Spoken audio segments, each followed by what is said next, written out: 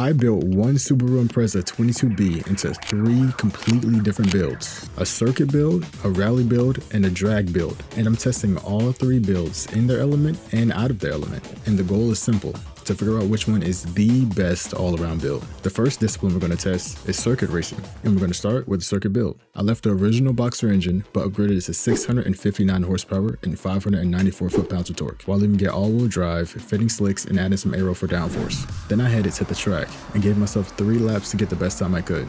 Now we have downforce. Oh, going through those turns.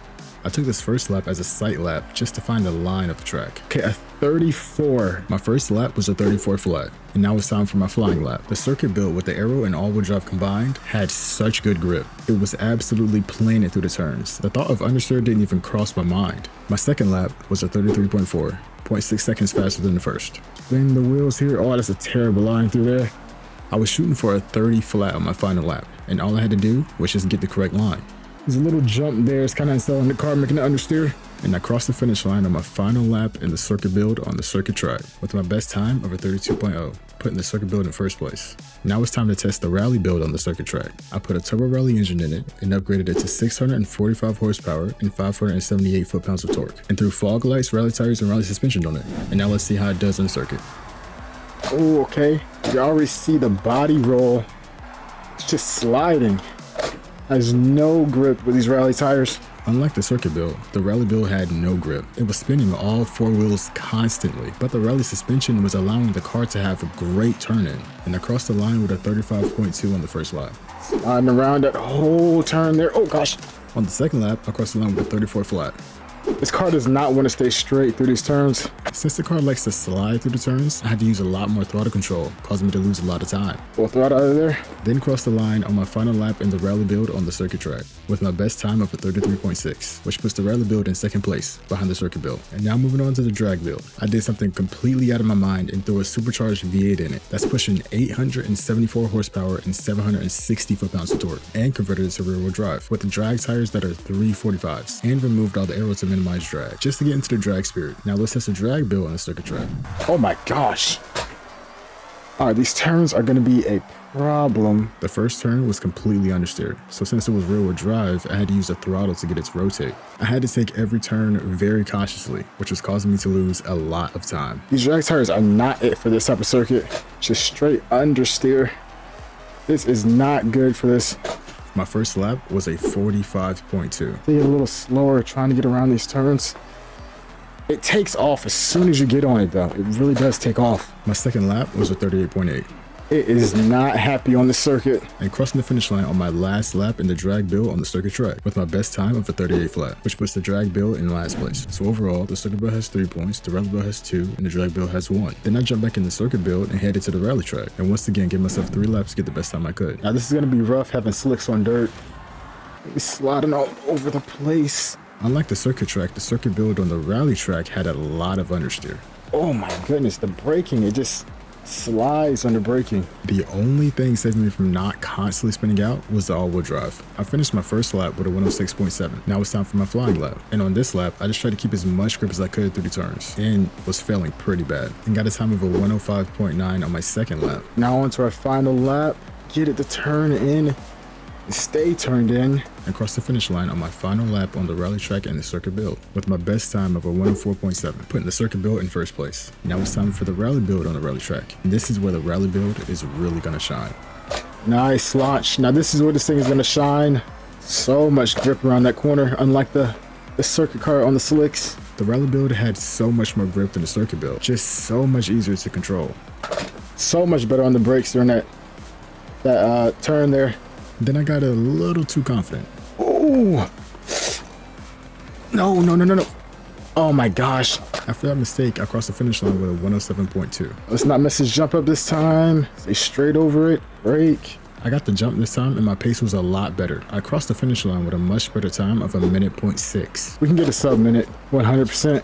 Pushing for a sub-minute introduced a lot more mistakes. Oh no, don't mess up now. Don't mess up. I'm on. Oh no. And it really came down to the wire coming across the finish line. 58. 59. Oh my gosh, I don't think I got it. And I in fact did not get it with my best time of a 1 minute point 3, which takes first place and bumps the circuit build down to second. Then I hopped in the drag build to put down a lap time on the rally track. Because it's a circuit, but also on dirt. Like at least the last circuit was on asphalt, but now this car is just gonna be all over the place. The drag build was just impossible to control. It had no turn-in and zero grip, which is a deadly combo. Since it's rear-wheel drive, it's making it tougher to control on the dirt. I finished my first lap with a 123.8. I gotta kind of finesse it, otherwise I just get a lot of understeer like that. I finished my second lap with a 118 flat. Doesn't get better than 118. No, jeez. The drag build was by far the most out of its element on the rally track, because unlike the circuit track, it was on dirt. So in addition to not being able to turn, there was zero grip. Get around that turn, full throttle, full throttle. And at this point, I was just scrambling to get across the finish line. Over the finish line. And I crossed the finish line with my best time of a 117.1, which puts the drag build in last place on the rally track. Now, the circuit build has 5 points, the rally build has 5 points, and the drag build has 2. Then I hopped back in the circuit build and headed to the drag strip, and this time, only get 1 attempt to put down a good time. A lot faster off the launch than the stock car, of course. The all-wheel drive helped the car get off the line really well. I got through the gears very fast due to its acceleration, and I crossed the line with a 9.9, which by default, the circuit car is in first place. Then I jumped back in the rally build to put down the time on the drag strip. It was surprisingly a lot slower than the circuit car off the launch, but the acceleration was better, and it was going through the gears a lot faster than the circuit car. And the rally build put down a time of a 9.7, beating the circuit build by 0.2 of a second, knocking it down to second place and taking first. Then I hopped back in the drag build to put down a time on the drag strip, and this is finally where it's going to get its chance. Since it's rear-wheel drive, it didn't hook immediately off the launch, but once it hooked, and it was finally in its element, showing how fast it really was, and putting down a time of an 8.9, taking first place a whole second faster than the circuit build. The rally build moves up to first place with 7 points, circuit build down to second with 6, and the drag build remains in third with 5. Now it's time for the moment you've been waiting for. It's a big race on both asphalt and dirt, but there's a twist. I'm going to put the AI difficulty on Unbeatable, which is the hardest difficulty in the game. And we're going to start with the circuit build. Okay, now we're in the circuit car. The circuit build has very specific trade-offs. It's going to shine on asphalt, but struggle on dirt.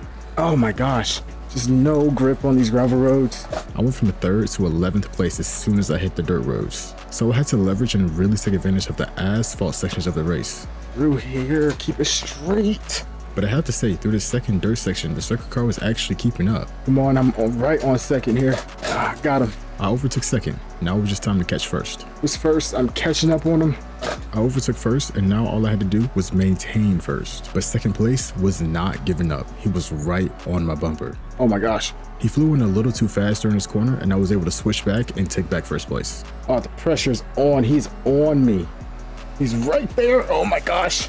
I shouldn't be looking at him. Then he hit me and I almost flew off the mountain, but the circuit build has such great turn-in that I was able to save it.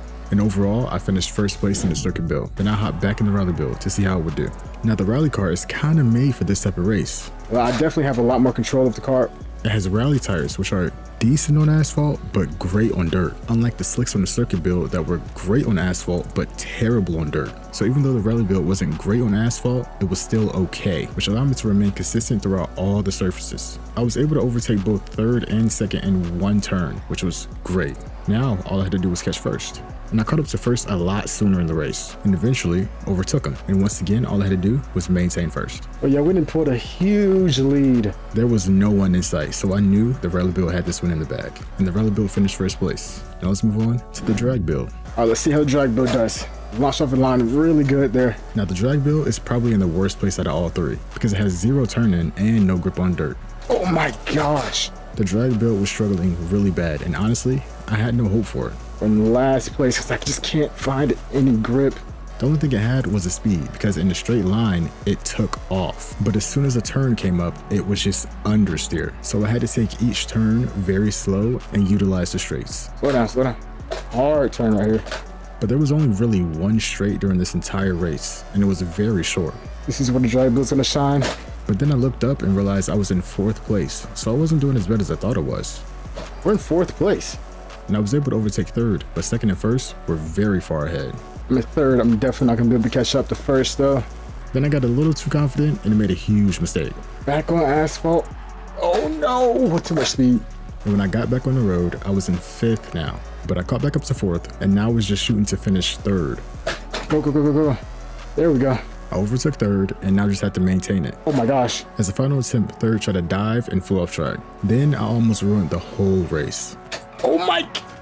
Oh my gosh, that inflatable man saved me. And overall, the drag build finished 3rd. So the circuit build and the rally build tied, but the rally build won the overall lap times and did 10 times better in the race. So the rally build is the best build. Like and subscribe and come back for more videos like this.